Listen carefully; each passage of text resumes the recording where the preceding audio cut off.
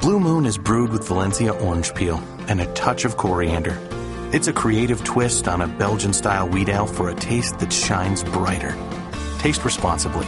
Blue Moon Brewing Company, Golden, Colorado.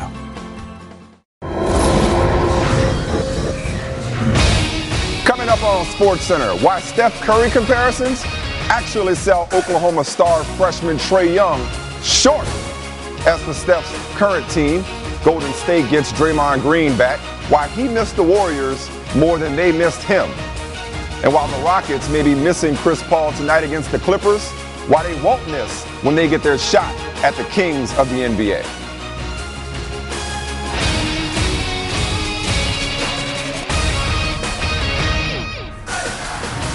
What's good? Hey, what's up with all the bile humbugging coming out of Boston, both from Kyrie Irving last night and the Patriots this afternoon? Meanwhile, so many gifted young players on display Christmas Day. I'll chop it up about the Sixers, Knicks, and Lakers young stars with Chauncey Billups. As for the brightest star in college basketball, well, that's Oklahoma freshman Trae Young, D1's leading scorer at 28.5 a game. So our early Christmas gift to you, ladies and gentlemen, presented in less than an hour right here on ESPN2, is the latest episode of The Trae Young Show.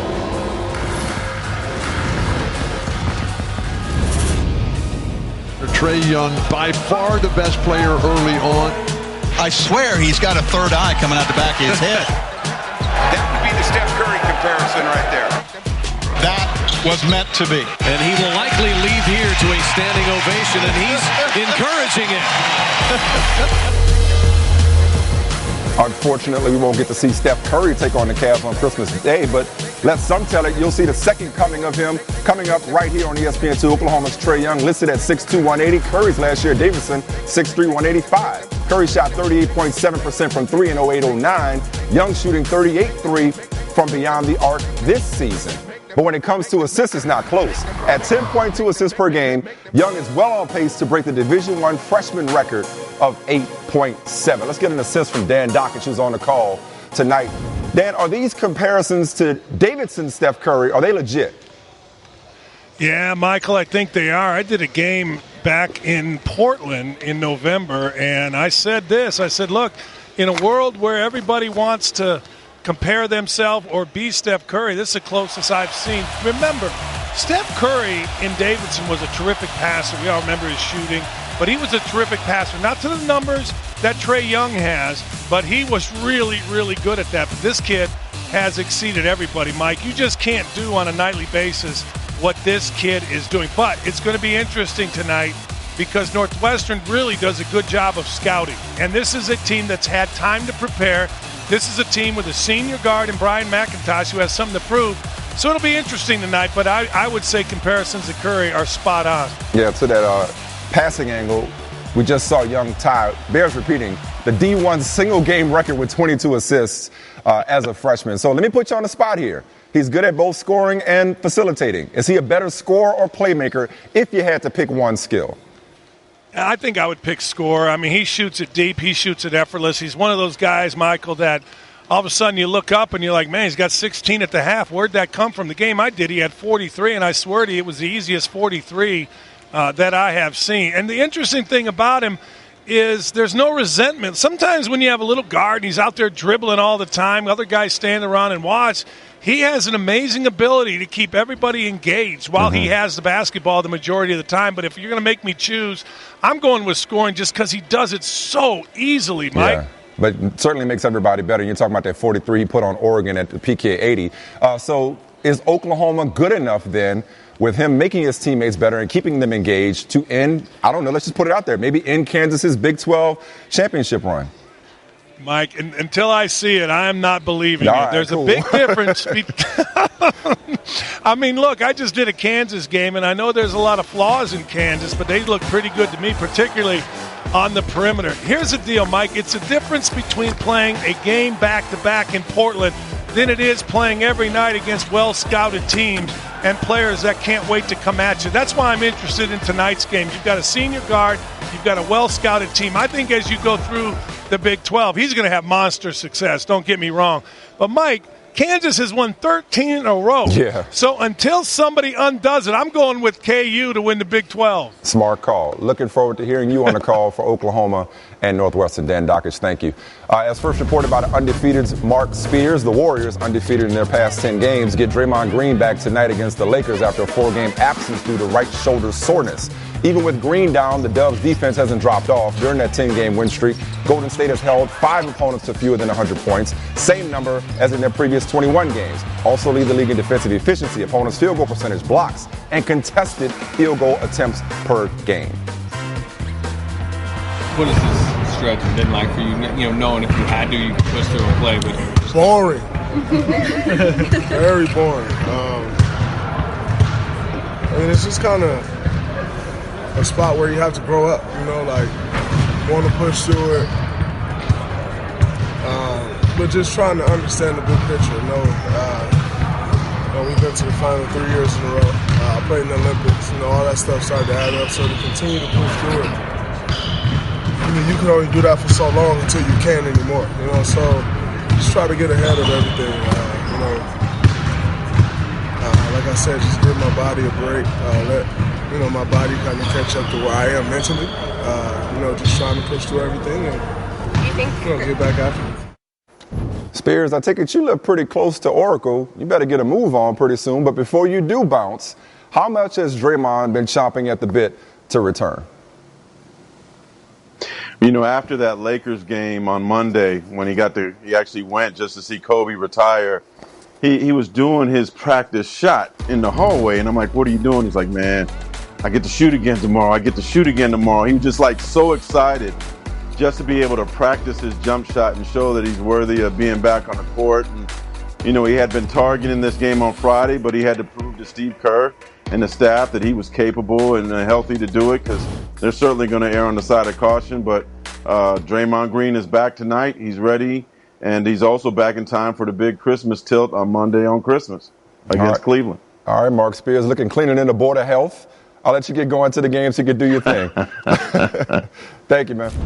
Man, oh man, we were one Chris Paul strained left adductor injury and a Rockets loss from seeing CP3 in Houston take on the Clippers, riding a 15-game winning streak. Alas, the reunion will have to wait until January 15th in Los Angeles.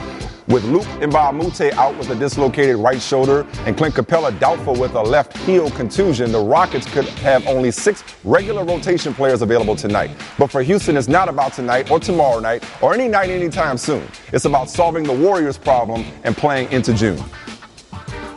I mean, it's the only thing we think about. We're basically obsessed with how do we beat the Warriors, and we know that, you know, it's like we calculated, it's like 90% if we're going to win a title, we've got to obviously beat the Warriors at some point. And a lot of our signings and, you know, what we do during the year is based on that. What is the point of this league except winning a title? Frankly, we spend most of our time just figuring out how we might be able to knock the Warriors off in 7 games, and because we're pretty sure that's going to be what defines our season. Hey, Jeff Van Gundy, great piece on Zach Lowe. I don't know if you saw it on ESPN.com today, in which Mike D'Antoni tells him, I don't care what defenses do, they're not guarding us. Maybe that's an exaggeration, but I want our guys to feel that way. Last year's formula for the Warriors, or for the Rockets, should they have seen the Warriors last year, was to maybe outgun them. Now they add Tucker and Mbamute, their defense has improved. So I ask you this, is getting past the Warriors going to be more about the Rockets' offense or their defense? Obviously a combination of both, but which is going to be more critical for them? Well, I don't think you can say one is more critical than the other. If you're going to beat a near dynasty in Golden State, you're going to have to be good on both ends, because Golden State's great at both ends. I think what Daryl Morey did with the construction of the roster was an absolute home run this offseason. They are much better equipped this year to guard the elite offenses in this league. Chris Paul, Mbamute, and Tucker give them versatility, strength, quickness, and defensive anticipation that they didn't have last year. And offensively, they can play so many more offensive lineups to try to overcome teams that defend hard and well. So this is an elite offensive team developing into a great defensive team, and you have to have both if you're to beat the Warriors. And it's fascinating how their defensive approach complements their offense. Their switching, as Zach Lowe puts it, predatory as much as it is reactive, causes a lot of chaos when it comes to cross-matching and so forth. So let me ask you this, CP3, out obviously with the adductor strain. He said playing 34 minutes in Houston is like 25 in LA because he doesn't have to dribble the ball up every time. It's more of a breeze. We saw James Harden tire out a little bit in the postseason last year. So how important is sharing the point guard duties when it comes to this team for the long haul? Well, I'm going to disagree with you on Harden tiring out last year. Okay. I think San Antonio just played an outstanding Game 6, and Harden, unfortunately for the Rockets, had his worst game of the year. But I don't think it had to do with fatigue. I think, though, that having 48 minutes of elite point guard play is a luxury that no other team in this league has. To have the ability to play Harden and Paul together, and then what I think is critical is when Harden sits, Chris Paul is able, you're now having one of the great point guards of all time handle the ball against second units. I think that's a tremendous luxury. I think the Rockets have a roster that is as good as any other team other than the Golden State Warriors. Yeah. I think the Western Conference Finals, Michael, is the finals this year, and I think it's going to be a fascinating watch. Yeah, that's why when Morris says we're obsessed with the Warriors, that's basically synonymous with saying we want to win a championship. They're one and the same. You got to be Golden State, and everybody's compete for a championship. Although I will say this, that was Morey and Mike D'Antoni who said he tired out. That's why D'Antoni has scrapped morning shoot-arounds, giving them a little extra time off to save their legs. Jeff Van Gundy, appreciate the knowledge, man. As for number 12, Tom Brady delayed his weekly media availability until today, which means the press finally got to apply some pressure to the QB when it comes to the question of why Bill Belichick, according to the Boston Globe, has withdrawn the sideline and team plane access once afforded to Brady's friend and personal trainer, Alex Guerrero. Speaking from experience, you got to be real selective when you ask Bill Belichick a question, and even then you're unlikely to get a straight answer. Ask him whether the Globe report has impacted how he and Brady work together. Gets you this. Yeah, this is another with no sources, right? Yep. Yeah. But I'm not going to get into that. Yeah. Yeah, because there are none mentioned. Yeah. Has his access to media this season? Look, we have a lot of people that work for our team outside of the team, and there are different relationships, different situations with dozens of other people. So I'm not going to go through a case by case of what everybody does, what so forth. I mean, that would be impossible to do, and I'm not going to do it. How did you react when Bill told you that he was going to do that? I don't really agree with your question, so I don't know what you're talking about. How do you know what he said? So are you saying a report that the access was... I'm not saying anything. I mean, how do you say that he said anything? You don't know anything about that. Bill never told you that he was removing Alex from the sideline or from the team plays? Well, I have a lot of conversations with him, so those are private between he and I don't think anyone knows what we talk about. Certainly I've never talked about it, and he's never talked about it. Mike Reese, as usual, front row for the proceedings in Foxborough. Not your typical hardcore Friday like we used to enjoy back in the day, much more eventful.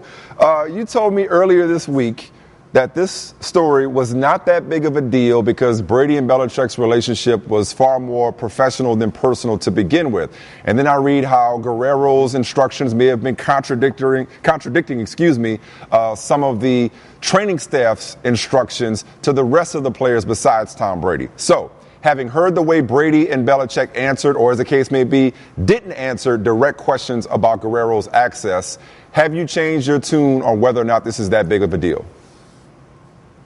No, I really haven't, Michael, and what I would focus on is a little bit with Brady here on Friday, just how different this was. You know, he's usually so composed, and polished up on the podium when he's doing these news conferences, and really this was the first time I can recall over the last 18 years that he sort of challenged the way a reporter's question was asked. You don't usually see that happen, but here's why I think he did that. I think that's his friendship with Alex Guerrero, and it has nothing to do with Bill Belichick. In fact, when I asked Brady, how this puts any strain on the relationship with Belichick, he said it doesn't. He said he's just trying to come in here and do the right thing. So I really think, to me, Brady's reaction was more a defense of Alex Guerrero than anything it is to his relationship with Bill Belichick. Bottom line is, say it with me now, they're going to do their jobs. Let's go on the field to a sexy sidebar that gets you from Sunday to Sunday, but from where I sit here in Bristol, Mike, it's a non-story. And that's the Bills retaliating against Rob Gronkowski for his late hit on Tre'Davious White back in Week 13. Gronk was asked today whether he fears for his safety. Come on. I'm just focusing on the game Sunday, and I'll just preparing the same, and we'll see how it goes.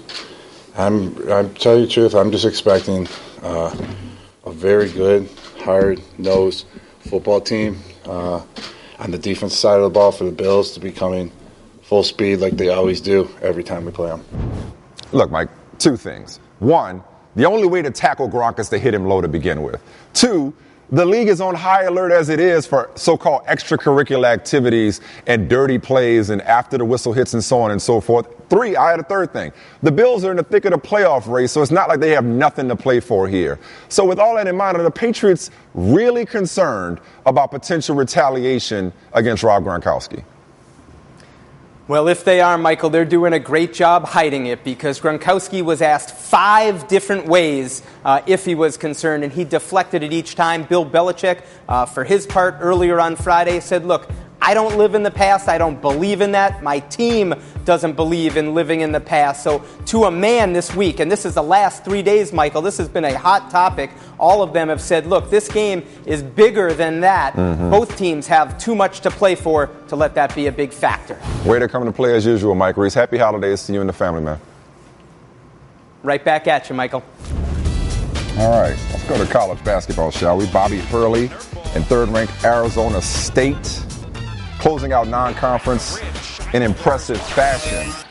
Shannon Evans, he had himself an afternoon. Hit 5 threes on the day, 21 points. Sun Devils 12-0 start, best in 106 years. No slow start today.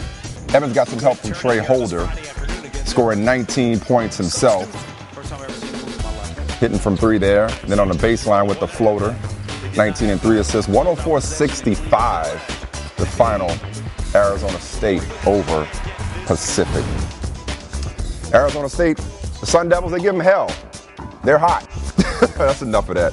They scored 90 or more in 9 of their 12 games this season. Again, they're 12-0, averaging 91.8 to be exact. 6 in D1. Only Oklahoma, Duke, Portland State, Virginia Tech, and Creighton average more. They light it up. Okay, Dallin Cuff, I see the rankings. I see the numbers. But from what you see, how good is this Arizona State team really? And more important, how good can it be when it matters come tournament time? All right, let's start right now. Offensively, we're one of the best teams in the country. Top 5 in offensive efficiency. Trey Holder, Shannon Evans. These guards get in the lane at will. I don't know if you saw the Kansas game at all. They just carved up Kansas. They lived in the lane in Fog Allen, controlled that game. Xavier, great team. They hung 100 on them. Remy Martin, a great freshman. Romello White, a great freshman that comes in.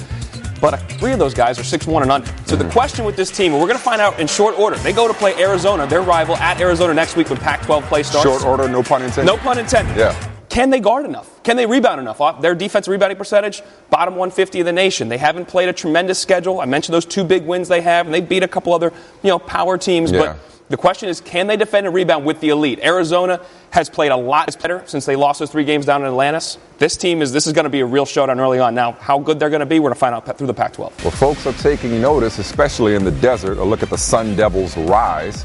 They opened at 300-1 to win the national title. Now, 25-1. I just saved hundreds of dollars by switching to Geico. I'm so happy, I feel like I can fly. Disclaimer, you will not be able to fly by switching to Geico. This is against the laws of physics and nature. If you find yourself flying, please seek professional and or medical help immediately. In the unlikely event you find yourself flying, you might be a superhero, or a pigeon, or a superhero named Pidgewoman, who was bitten by a radioactive pigeon. If you are indeed Pidgewoman, Geico retains all licensing publishing rights in the event Pidgewoman the movie becomes a top-grossing Hollywood blockbuster. Geico. 15 minutes could save you 15% or more. This just in from Captain Obvious. The Sixers have struggled without Joel Embiid, 1-7 without him this season. Good news, though, he's expected to play on Christmas against the Knicks, who have been much better at the Garden than on the road. New York's 15-5 at MSG. That's tied with the Spurs for the most home wins so far this season, scoring almost 10 more points per game and allowing an average of almost 8 points fewer. Chauncey Billups, Sixers, 10th in the East. Is this just a tough stretch, losing 8 out of 9 with Embiid banged up the past 3, or did I and others maybe bang the process drum a little too loudly as it relates to them making noise this season? Are they still missing something before they can take that next step is what I'm asking you? Well, I mean, it's a while before they take that next step. I mean, they're missing some experience, and a lot of veterans.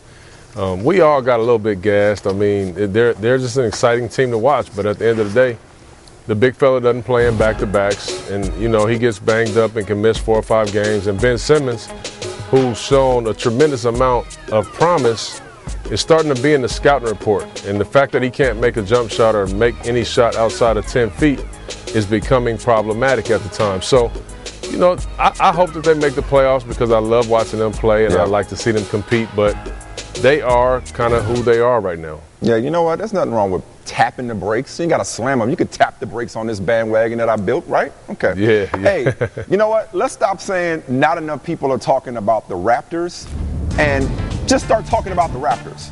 Toronto gave Philly the business last night, going on a 60-33 run over the last 21 minutes. DeMar DeRozan dropped a career-high 45, including 6 threes. That's mid-range DeMar DeRozan we're talking about. Raptors win for the 11th time in 12 games, coming back from 22 down last night. So we've seen a version of this movie before in some respects. Raptors' good regular season come up short in the playoffs.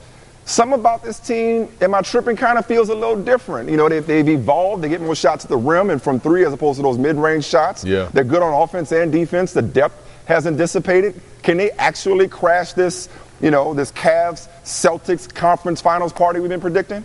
It's possible. It's possible. First of all, I think we got to give some credit to Coach Dwayne Casey. Yeah. For looking around the league and saying, we need to play a little bit different. They get up a lot more three-point shots now. Obviously, they have an all-star backcourt in Kyle and DeMar, who play well every single night. But Serge has brought a defensive presence to the team. Valanciunas. I mean, they have a lot of pieces. They space the court a little bit with C.J. Miles now at 3. He gives them some shooting. And also, when it's spaced, you can get Kyle Lowry, as we see right here, get layups. DeMar can get to the basket and get layups. So they're a tough basketball team. We'll see if they can take that jump. Yep. For them, we don't get a chance to see them as much here. They're not on our network very often. They're also not on TNT very often. So we don't have the luxury of seeing this team very often. But just know, they're a good, very, very good basketball team, but it's all going to come down to if Kyle Lowry is going to be able to lead them when they get to playoff time. Yeah, that's what our mutual good friend Mark Spears was talking about yesterday. How come the Raptors can't play on Christmas on a national stage instead of the Lakers? Yeah. Speaking of the Lakers, Wolves-Lakers, that caps off Christmas. But we got the Lakers at Golden State later tonight on ESPN. According to ESPN's Basketball Power Index, Lakers' current 4-game stretch, toughest 4-game stretch for any team this season. They've won 1 of the 3 games so far. That was against the Rockets when Chris Paul got hurt Wednesday. BPI gives them an 8% chance to win tonight. Kuzma 38 the other night. You got Lonzo Ball in double figures for 4 straight games, Chauncey. Are the Lakers beginning to figure it out? And should we watch out for an upset tonight, given that they're taking the Warriors to overtime twice this season? I don't foresee a upset tonight in Golden State, but I think the Lakers are. They're getting a lot better. Lonzo Ball is playing with a lot more confidence. He's making some shots. I think he's figuring some things out, how guys are starting to play him. Kuzma, I think, is, his game is just pro-ready. I mean, he's just a professional. He's just really, really good. I mean, his game is built for the way that they play today. But even, like look here, Corey Brewer, some of the veterans are these guys just play hard and they believe that they're playing fast and that they can win a game and beat a team on any given night. Yeah, Lakers fans are impatient and rightfully so, but this year was about growth anyway, and we're starting to see it as the season goes on. What's up, Big Wood? What's going on, baby? How you doing? I'm good, man. How you doing? Can't complain. Happy holidays to you. We have both made more money than Bitcoin lately. Tough couple of days, but more money than Bitcoin lately. If we'd have both predicted and bet that Jaguars 49ers would be an interesting matchup, especially at the quarterback position, coming into week 16, and yet here we are. We talked a lot about Blake Bortles this week. I want to talk about Jimmy Garoppolo, man. Game-winning drive against the Titans. Him being mic'd up and the way he was managing the sidelines and his teammates on that game-winning drive was fascinating. That came out earlier this week. And, man, you look at a Jimmy Garoppolo, how does a guy And granted, he got to watch Tom Brady, learn from Tom Brady in the New England system. But we've seen guys not always take that success from New England and bring it to their new team. He gets traded mid-season. How does a guy come in and win his first 3 starts on a San Francisco team when, with all due respect, his top targets are Marquise Goodwin and George Kittle and Selleck? I mean, how is he doing this? How has he displayed this much poise? Is this Kyle Shanahan? Is it just Jimmy Garoppolo has that it factor? Well, I think it's a couple things. One, you can't underestimate how good of a coach Kyle Shanahan is. He's really good. They missed him in Atlanta. You see what's happening with Matt Ryan right now. Yeah. His numbers have dropped off the cliff somewhat. And, part of it is Jimmy Garoppolo, the system that he came from in New England. He's well schooled, man. Mm-hmm. That system, it's a combination of all the systems in the National Football League. So he's well versed in whatever system that Kyle Shanahan is running. And listen, they've embraced him. Mm-hmm. The great thing about this whole Jimmy Garoppolo thing, people will start throwing around the word elite. I think it's early. Who did? There's people that are throwing around stuff like that. Yeah. But what he does bring is an energy to a franchise. Yeah. And there's something to finishing off a season with momentum. Going into the next year. Yes, so I would say watch out for the 49ers next year. No question. It's going to be an interesting NFC West. Yeah, John Lynch talked about putting pieces around him as the primary goal for the draft. You can see why so many people were hiring him coming out of school. He's got it. Might have been a steal getting him for just a second-round pick. Let's stay in the NFC West, and the guy that's looked elite-ish this year, Jared Goff. Didn't realize this until earlier. Sunday is the first time the Titans and the Rams meet since the trade in 2016 that got the Rams the number 1 pick. If Jeff Fisher were still coaching the Rams, first and foremost, they would suck. But secondly, he would definitely trot out Jared Goff. Because, remember what he did with RJ? You like to show off who you got in return. But this looks like a rare win-win situation when you look at what the Titans got. I know Corey Davis, 5th overall pick, wide receivers take a second. Derrick Henry looks like whenever he becomes a guy, he might be pretty good. Conklin was an all-pro as a rookie. So if you had to pick, who got the better of this deal? The Rams getting their franchise quarterback, or the Titans who already had a quarterback getting some pieces to complement him? Or it's just, hey, win-win is what it is. I think right now it's win-win. I mean, you got to understand Marcus Mariota was already with the Titans. Yeah. So these guys are all complementary pieces to go along with Marcus Mariota. What I think is fascinating is Marcus Mariota is trending downward, whether it's due to injury, I don't know, whatever the case is, but he hasn't played his best this season. Yeah. Whereas you see with Jared Goff, in particular with Sean McVay as the coach, man, he is on another level this year. So if you're the Los Angeles Rams, you're thinking, yeah, we gave up a bounty, but at the end of the day, we got our guy. Yeah. We got a guy that's going to lead us for 10 plus years. I said it when the trade went down. If you think he might be the guy, go get him. You go get him. A lot of people are like, there's no top quarterback. It's not worth trading up for. Jared Goff, Carson Wentz. A lot of people would have loved to have made that move back then. So if you think you got a guy, you go get him. Appreciate it, man. You a guy. Yeah. All right, a couple of guys at UCLA still dealing with the fallout from that shoplifting incident in China. UCLA announced today that Cody Riley and Jalen Hill suspended through the conclusion of the 2017-18 season. Riley and Hill, of course, both arrested along with LiAngelo Ball on shoplifting charges in China. Of course, LiAngelo and LaMelo have since signed to play professionally in Lithuania. Here's a portion of the statement from UCLA head coach Steve Alford. Since returning from China, they have done everything asked of them and continue to work hard in the classroom and in their own personal workouts. I've told our players all along that actions have consequences. And the season-long suspension shows how seriously we take their misconduct. Though they will not suit up for games or travel with the team, I look forward to their return after the Christmas holiday. I'm confident that they will make significant contributions to the university moving forward. So that indefinite suspension now has some definition. Meanwhile, Central Michigan honored one of its own today wearing Dick Enberg's famous, "Oh my," I can't even do it justice, his catchphrase on its helmets today during the Potato Bowl against Wyoming. The broadcasting legend, of course, died Thursday at age 82. John Anderson has more on the man who narrated many of the most memorable moments in recent sports history. Oh, my! Oh, my! Oh, my, what a career. What a life. One of the great voices in American sports. A Michigan kid who made his professional name in California.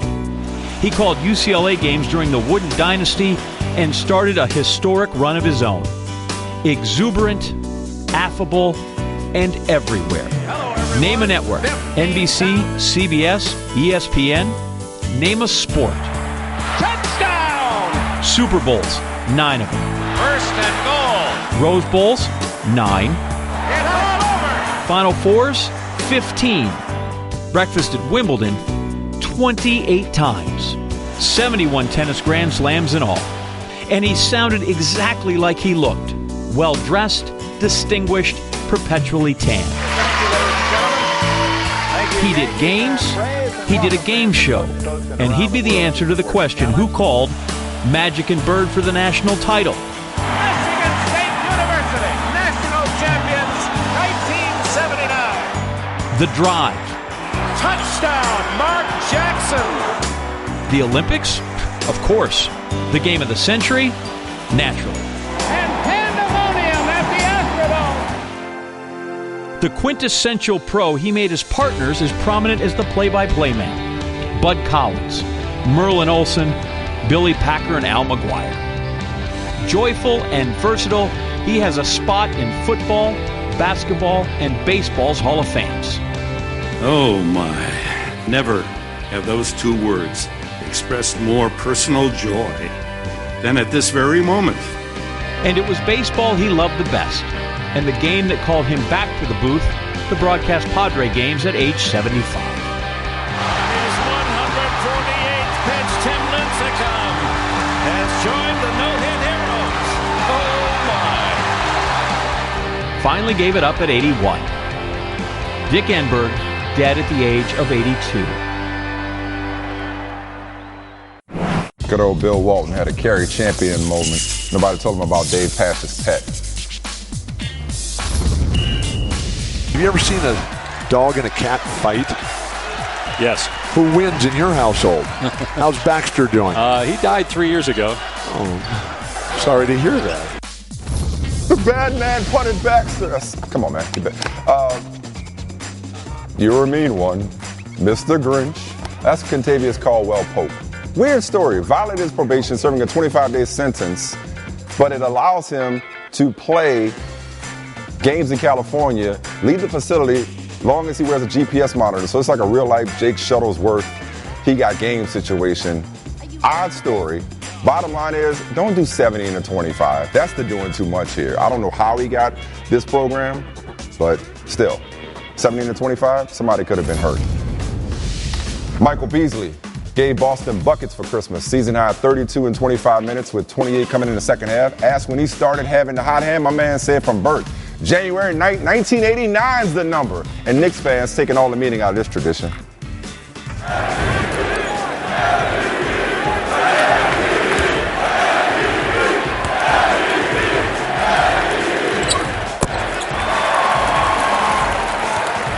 Oh, yeah, Beasley pulled down 12 boards. Second 30-point game in the week, I believe. Averaging 28 and 8.7 rebounds over the last three. Knicks, 3 games over 500. Number 8 in the East. Can't wait to see what Beasley does on Christmas. It's just good to see him in the limelight, to be honest with you. Such a personality and obviously a talent. Hadn't always been able to put it together, but certainly doing it for the Knicks. On the flip side, Kyrie, by humbug.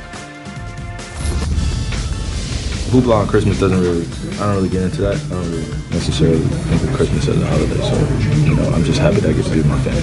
So, looking forward to playing in front of the fans on 25th. And, just playing against a high-level Washington team, and going against, great guys in there. And then, of course, opening presents and, that whole thing. So.